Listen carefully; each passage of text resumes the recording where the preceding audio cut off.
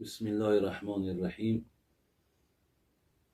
به نام خداوندی که بسیار بخشنده و بی نهایت پوزش پذیر است. السلام علیکم و رحمت الله و برکاته. برادران عزیز و گرامی، مادران و خواهران عزیز،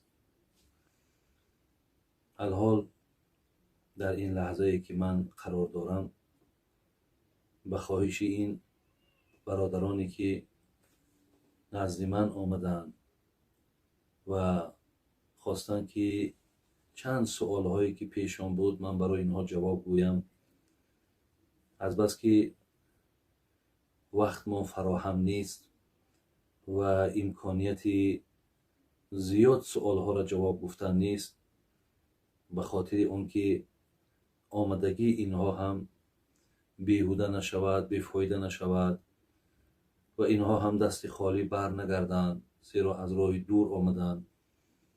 خواستم یک چند سوال هایی را که در دقیقه های اندک گفتم که برای خاطر وقتی کم بودن من به شما جواب میگردانم.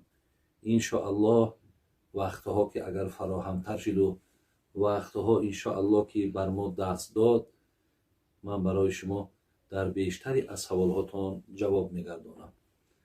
الله مهربان بسیار سپاسگزارم که خداوند این لحظه هایی را که بسیار لحظه های پرثواب و لحظه های بسیار قیمت و یک حالت هایی که از دیدار یکدیگر، از سوال ها و جواب ها یکدیگر برخوردار می شویم، برای این لحظه ها بسیار الله مهربان سپاسگزارم و از خدای مهربان دعا میکنیم که خداوند باز هم برای این سوال و جواب، برای این پند و نصیحت ها شرایط ها بسیار فراهم شود و از الله مهربان دعاگوی او هستم که بعد شنیدن این پند ها و این مصلحت ها خداوند باز هم محبوبیت ما و شما را به سوی دینش زیاد بگرداند.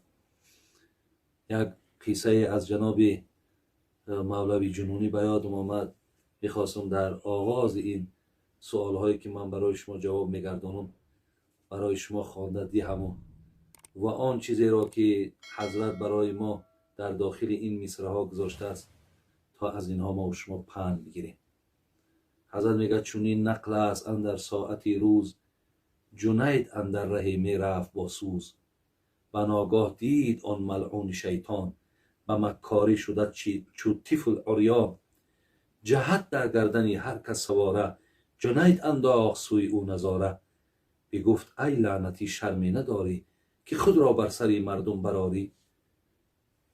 برادران عزیز، جناب مولوی میفرماید، جنید الله بغدادی میگه شیطان که خودش در هر صورت برادرای عزیز تبدیل داده که میتواند، میگه شیطان خودش به صورت یک کودک گردانده بود و مردم از بس که در گویم طبع ما و شما و در قلب ما و شما که بسیار نوازش کودک وجود دارد، میگه هر کس برداشته و بوسش میکرد و هر کس با موافق خودش همون کودک نوازش میکرد، حالان که این کودک میگه همون شیطان بود.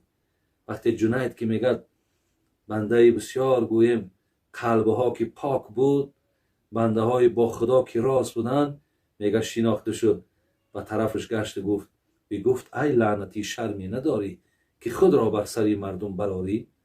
گفت هیچ شرمت نمی آید و تا از نزد خدا مردود شدی، ملعون شدی، مرجوم شدی، با آمده از پشت همین فرزند آدم تا همه قدر قیمت از دست دادی، با آمده در گردن همین بنده های خدا سوار میشه. برادرای عزیز، ابلیس به جنید بغدادی چی جوابی گفت؟ بگفت ابلیس مردم نیست اینها، چو گاو و خرچران در روی دنیا. بود مردم همان قومی جگر ریش، که رای حق پرستی کرده در پیش. که من دایم جگر خونم ز ایشان، ز زود و طاعت و آن خلق ایشان. برادران عزیز، ابلیس چی جواب گفت؟ گفت جنید اینهایی را که من سوار می شوم، اینها را تو مردم نشمار. گفت اینها چو گاو و خرچران در روی دنیا. گفت اینها از زمره مو گاوچرانا و خرچرانا هستند. بود مردم همان قوم جگر ریش که رای حق پرستی کرده در پیش. گو مردم من اونهایی را میشمارم که مثل تو برین نفرهایی که منو میشناسین. من هر زیلی که خدمت کنم مرا میشناسین. مردم آن کسانی هستند که همیشه اونها قلبهای پاک دارند، اونها زبانهای زیبا دارند، اونها معامله های خوب دارند، اونها الله مهربانشون را میشناسند. از خدای مهربان خواهان هستم که خدا ما را از زمره همون مردمانی بگرداند که حقیقتا از نیرنگ ها و از بدبختی های این ملعون، این ابلیس ما آگاهی داشته باشیم. ما را خدای مهربان از زمره بندگان بگردان که همیشه پایبند عبادت تو باشیم. در هر یک حاضر و ناظر خدای مهربان همیشه در پیش نظرمان تو را تصور کنیم. و الله مهربان گذشتگان ما رحمت و مغفرت کن. خدایا بیماری ها ما شفای کامل ده. خدا ملک و مملکت ما آباد و زیبا بگردان.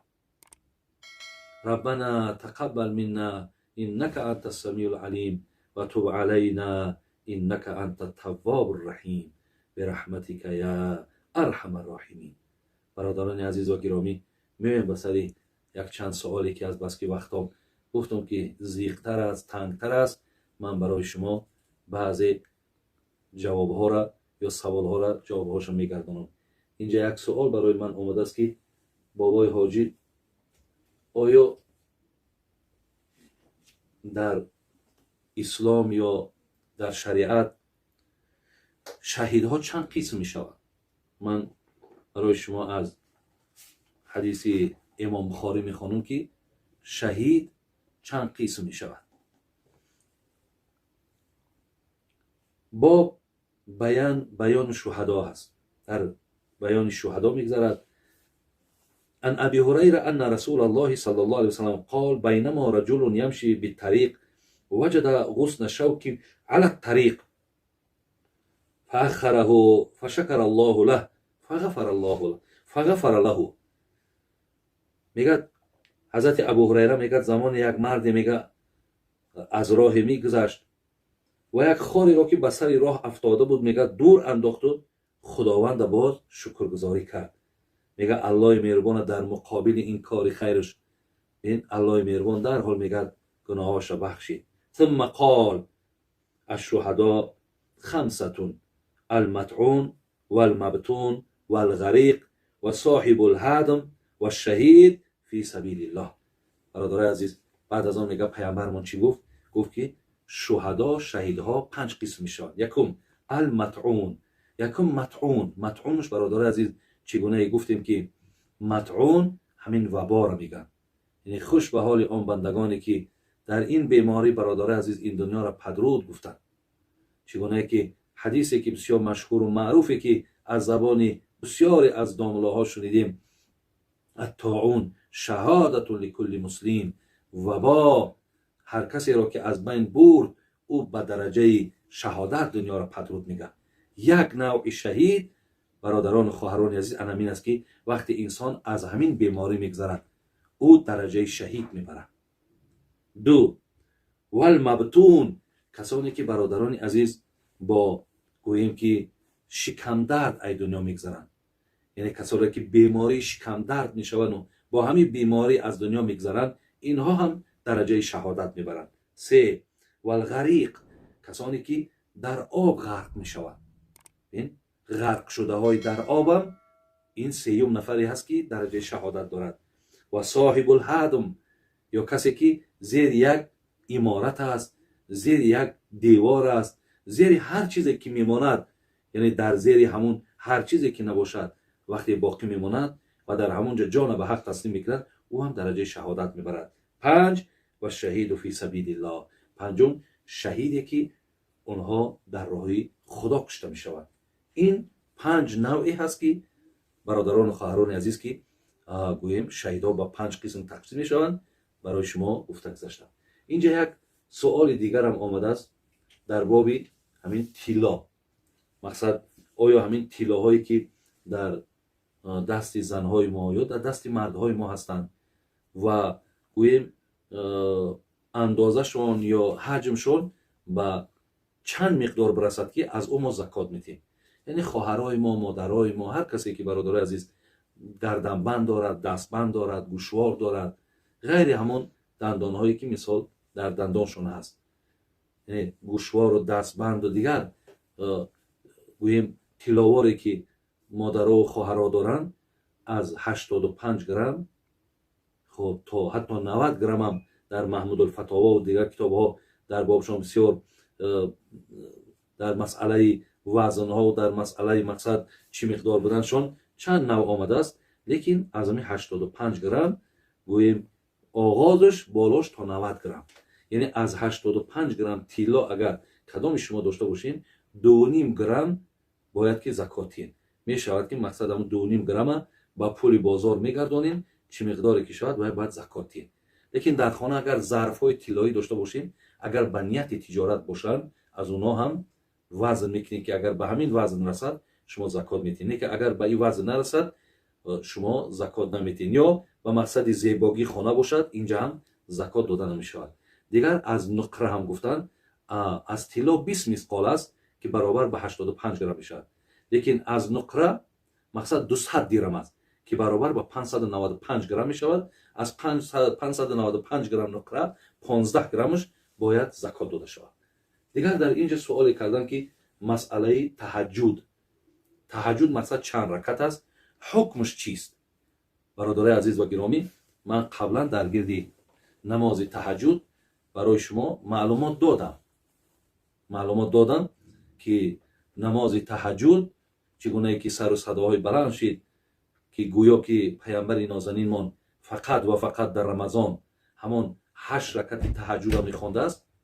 дигар мақсад ягон намозе мисол ба ғайри ҳамон 8 ракати таҳаҷҷуд намехондааст. ҳол он ки мақсад намозҳои рамазони пайғамбар иборат ду намоз буд, ҳам намози таровеҳш буд, ҳам намози таҳаҷҷудш буд, ки ман дар барномаи пештара каме баён карда будам. вале аз ду намоз дар як шаб ҳам ки дар гӯем ки иснодҳои ҳадис ба ҳасану ба ҷайид меравад, ки дар як шаб ду намоз ҳам буд, яъне намози таровеҳро мехонданд, бо омада қисми охири шабда чикор мекарданд, намозҳои бо таҳаҷҷудшон ҳам мехонданд, ки ира ҳатто дар суннани абу доудам ҳамон албоние ки гӯем ҳатто болотар аз ҳамаи бузургоу аз ҳамаи олимо медонанд, ҳамон ҳатто исноди дар як шаб ду намоз хондан ҳам саҳеҳ мегӯяд. бародари азиз, зин лиҳоз яъне ҳатто даъвоҳо буд ки пайғамбар дар рамазон ва ғайри рамазон аз 20 ракат гӯё зиёд намехондааст, аз 11 ракат зиёд намехондааст. ҳолон ки мо аз ҳадисҳо собит кардем ки ҳадиси 1147 имом бухорӣ агар ба 11 ракат рафта бошад аз ҳазрати оишаи модармон, бо ҳадиси 1170 худи бо ҳамин имом бухорӣ инҷа бо ба 13 ракат рафт аз худи оишаи модармон. бо ҳадисе ки ҷаноби имом бухорӣ аз абдулло ибни аббос овард, инҷа бо ба 15 ракат рафт. бо ҳадисе ки гӯем иснодша саҳеҳ мегӯянд, ҷаноби имом аҳмад дар мустадш меорад, ки аз оишаи модармон пурсиданд, ҳазрат аз 7 ракат оғоз кард, ки намози шаби пайғамбар 7 буд, 9 буд, мақсад 4 таҳаҷҷуд мехонд, 3 витр, 6 таҳаҷҷуд мехонд, 3 витр, 8 таҳаҷҷуд мехонд, 3 витр, омада то 13 рафт. аз ин лиҳоз намозҳои шаби пайғамбар, бародари азиз, бин ҳатто вақте ки оишаи модармон мегӯяд 4 ракат мехонд, аз зебогӣ намозиш мара напурсед. абдулло ибни умар ки ҳадиси муттафақун алайҳ аст, пайғамбар гуфт салоту лайл масна, намози шаб 2 ракатай, унҷа 4 раката буд, инҷа 2 раката аст. барои ҳамин бародари азиз, инҳоро аслан мутахассисҳо ҳал мекунанд. мутахассисҳои мо абу ҳанифаву мутахассисҳои мо имом молику имом шофиӣ аллакай ҳалли инҳоро карданд. мо дигар эҳтиёҷи ба ин гӯем овозаву сару садову фалони шайх инта гуфту фалони дигар инта гуфт, мо дигар ба ино эҳтиёҷ надорем. мо дарк кардем, мо фаҳмидем, моҳо хондем алҳамдулиллоҳ ки намози таҳаҷҷуди пайғамбар аз 2 ракат сар мешид то 12 ракат. ҳар касе ки агар хонад метавонад 2 ракатам хонад, метавонад 4 ракатам хонад, метавонад то 12 раката مقصد نماز تهجد را خواند، بعد او 3 ویتری واجبم با 15 رکعت انجامش کرد که عیناً کردار پیامبر است. ببینید از جمع این قدر حدیث خدا رحمت کند عزیزای ما را، بزرگای ما را که چقدر مهنت ها کردن در بین حدیث بسیار میگذارن. اونها که متخصصن، اونها که عالمن، از بینشون جدا کرده میتونن. برای همین هر چیزی را که مقصد امروز اثبات خود یافته است، حل خود یافته است، برادرای عزیز دیگه سراتون گرنگ نکنید. دیگه الحمدلله مسئله حل خود یافتگی است. تمام همون طرزی را که برای شما رسانیدن با ادرس و با راویهاش، شما دیگه توفیق و پایبند عمل شدنتون در کاره. برای همین باز تاکید میکنم هر کسی چیزی را نمیدونین، نمیفهمین، برادرای عزیز از پیش خود هر چی نگویید. ولی ببینید در یک مسئله که مقصد ماها را کو سوال ها زیاده، هر سوالی که بر من میشود به این برنامه‌ای که من برای شما دادم با تلفن همین روزها اگر مبالغه نشود تا 50 و تا 100 و از او کمتر زیادتر من در سوالهای مردم جواب میگم.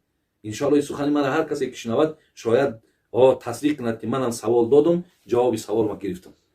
برای این یکی از سوالهای بر من داده بودن که مقصد آیا همین مردمی که دهقانی میکنن، یعنی در زمین ها کارتوشکا دارن، پیاز دارن، سبزی دارن، هر چی دارن، آیا برای اینها مقصد گرفتن روزه یا خوردن روزه چگونه است حکمش؟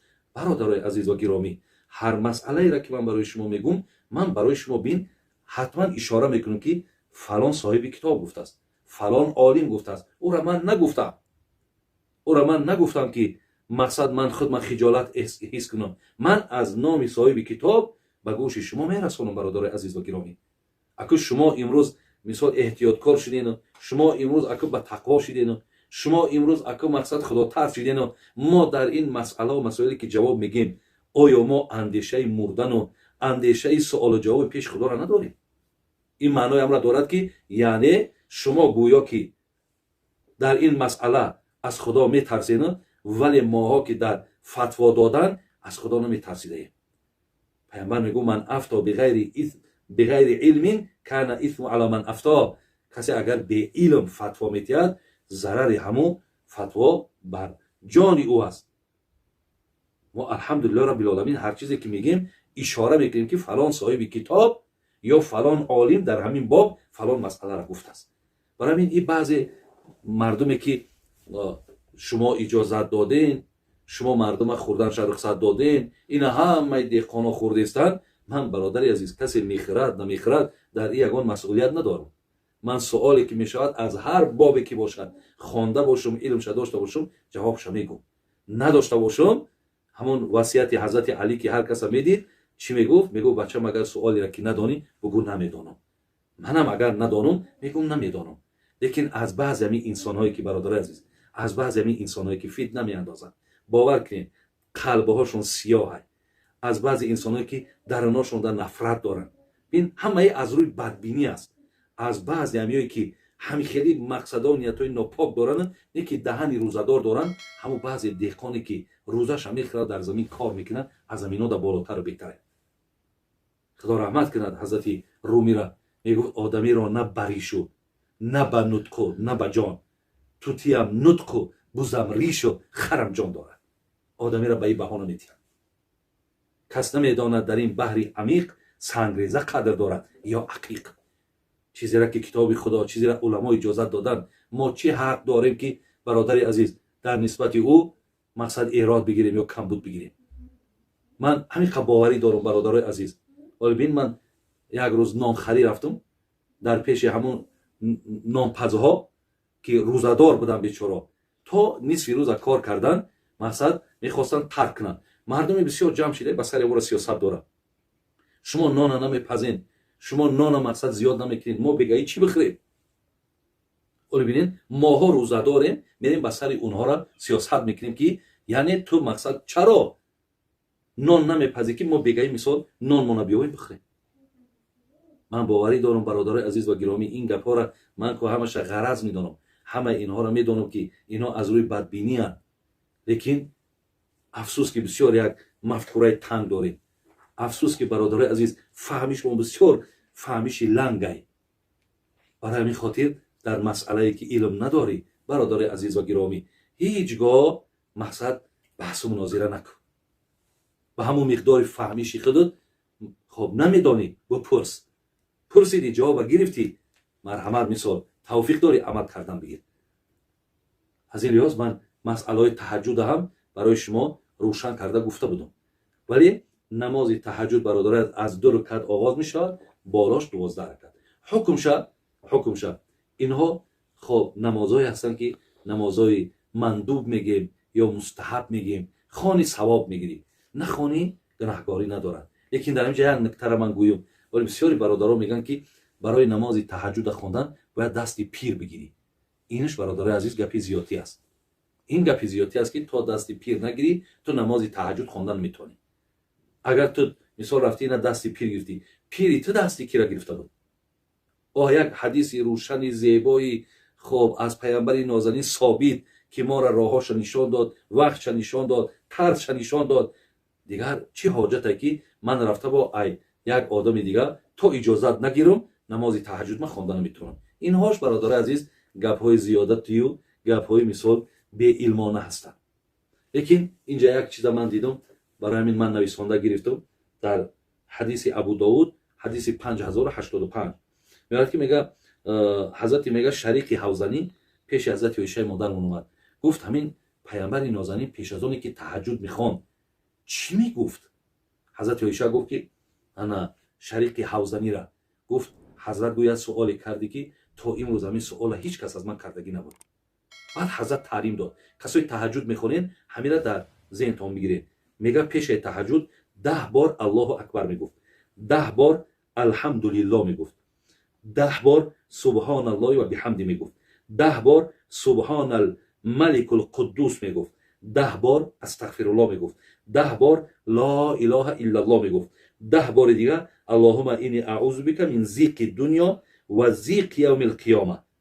انا میارم میگفت. بعد از همین برادرای عزیز و گرامی پیامبرمون نمازی تهجد چه میخوان. انا همین طریقی درست تهجد برادرها و خواهرای عزیز همین است. اینجا یک سوال دیگه آمده است که اگر زنک حامله دار باشد شوهرش او را طلاقش کند، بعدا همین زن وقتی تولد میکنند تولد میشود بچه، آیا میگن که همین بچه تولد شد طلاق میبره، یعنی طلاق بین میبره، همین حقیقت دارد؟ نه، این حقیقت ندارد. خواه بچه میکند، خواه دختر میکند، خواه 2 بچه میکند، هر چی کند نکند طلاق در جای خودش باقی ایستادگی است. با تولد او در طلاق یگان تغییرات خواهرای عزیز وارد نمی شود. خدای مهربان ایمانتون را کامل کند، خاتماتون را بخیر کند. از بس که گفتم وقتا بسیار تنگ بود و این برادر که راهی دور آمد و از ما خواهش کرد که خواهد یقل 1-3-4 سوال من جواب گردانم، من برای شما اینها را جواب گفتم. خدا خواهد یک وقتی فراهمتر بیایم بیشتری سوالهای شما را جواب میگردانم. اهدنا الصراط المستقیم صراط الذین انعمت علیهم غیر المغضوب علیهم ولا الضالین. آمین. سلام علیکم و رحمت الله و برکاته.